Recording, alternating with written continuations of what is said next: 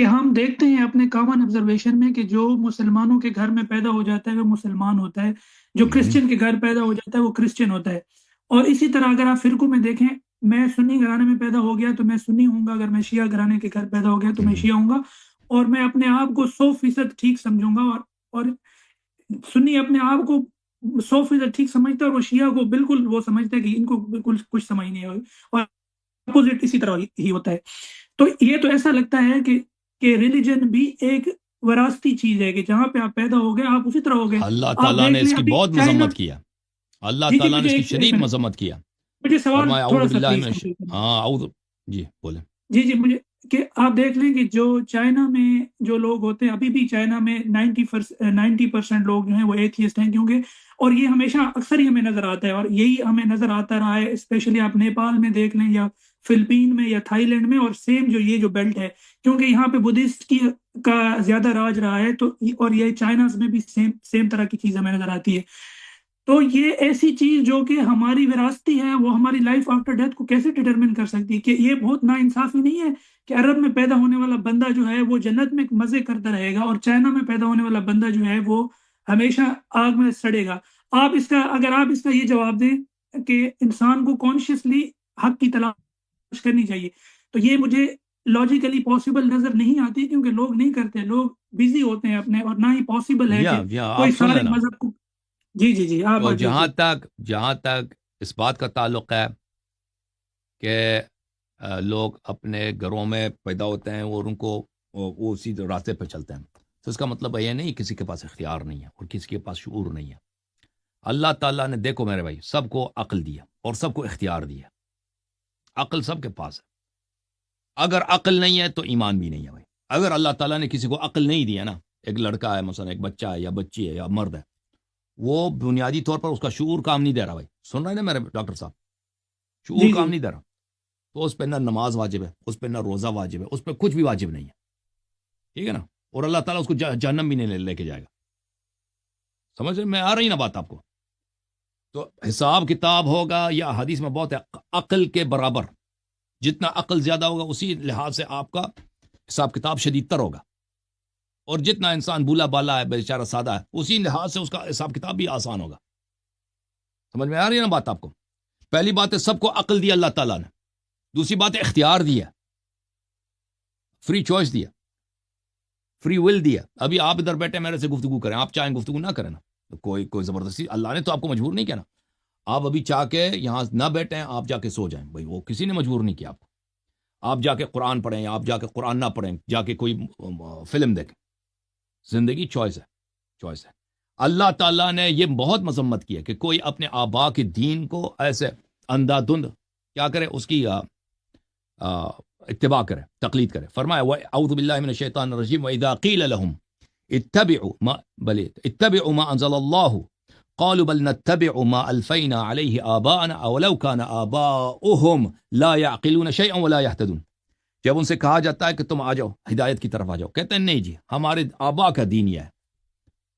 حالانکہ ان کے آبا چاہے کتنے ہی جاہل نہ ہوں اور کسی ہدایت کے راستے پر ہوں۔ اللہ نے تو اس کی مذمت کیا، ٹھیک ہے نا؟ یہ ان اشخاص کے لیے جن کے لیے حق واضح ہو جاتا ہے، دنیا میں حق ان کے لیے واضح ہو جاتا ہے کہ بھئی فلان راستہ حق ہے، اور میرے جو آبائی طریقے وہ باطل ہے، لیکن پھر بھی وہ اپنے آبا کے طریق میں چلا جاتا ہے، تعصب کے بنا پر تقلید کرتا ہے۔ تو اللہ تعالیٰ نے اس کے لیے کوئی ایسا اس کو مذمت فرمایا، وہ کہے گا اس کو عذاب ملے گا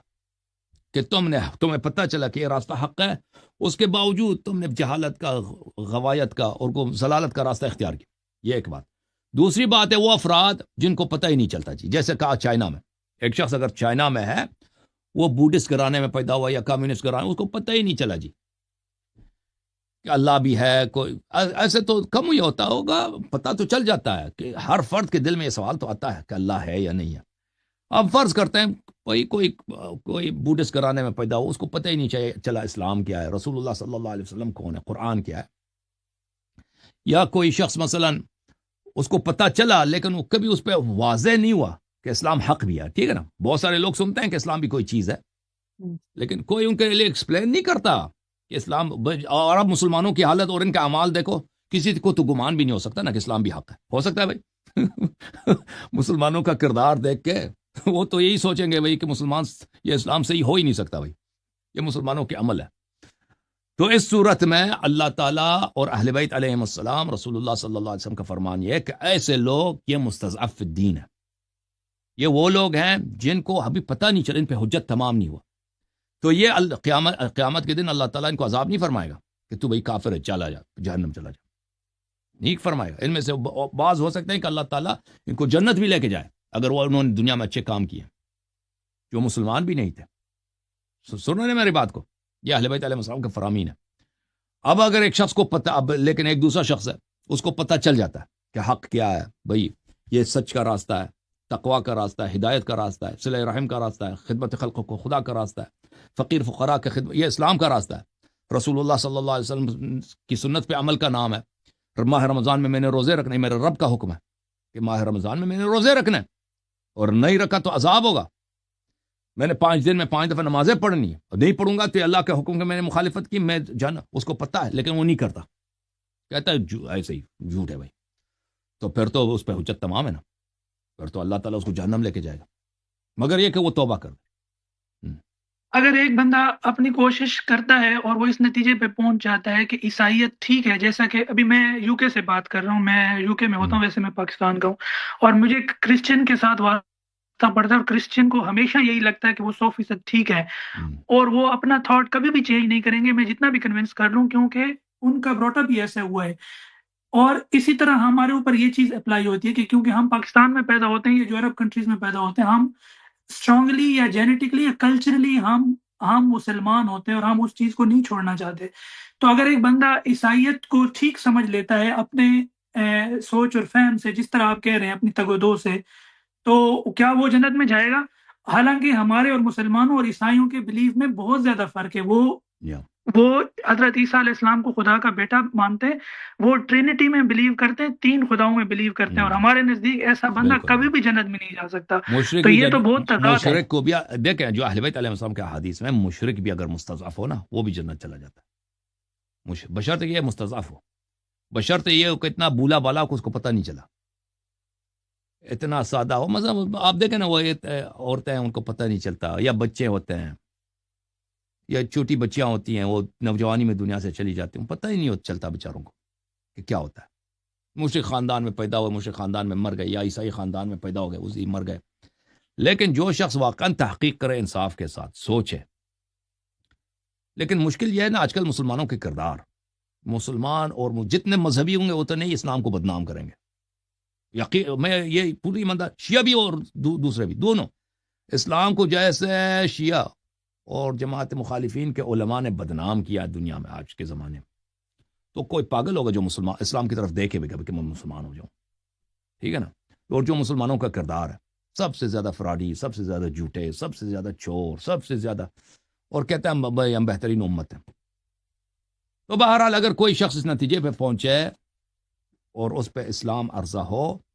تو میں سمجھتا ہوں کہ وہ اس میں شک ہی نہیں ہے، کیونکہ اسلام کے براہین بہت روشن ہیں، بہت واضح ہیں۔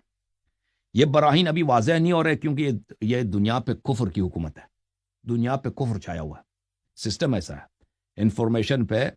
انفارمیشن کے فلو پر، یعنی اسلامی تعلیمات کے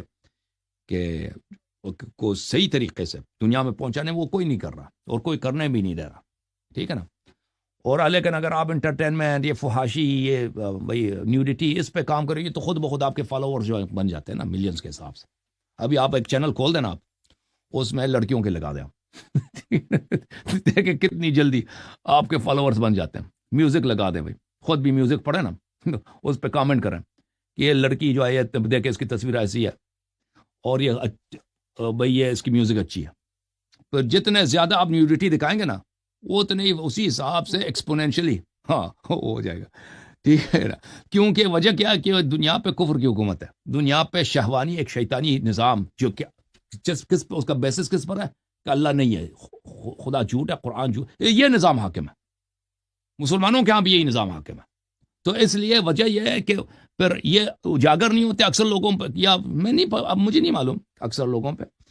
بہت سارے لوگوں پر حجت تمام نہیں ہوتا۔ تو ایسے لوگ جو ہے نا، وہ مشرک بھی ہوں۔ اہل بیت علیہ السلام کا یہ تعلیمات ہے کہ اللہ دیکھیں، اللہ ان اللہ لا یظلم مثقال ذرہ، یہ اللہ کا وعدہ ہے قرآن مجید میں۔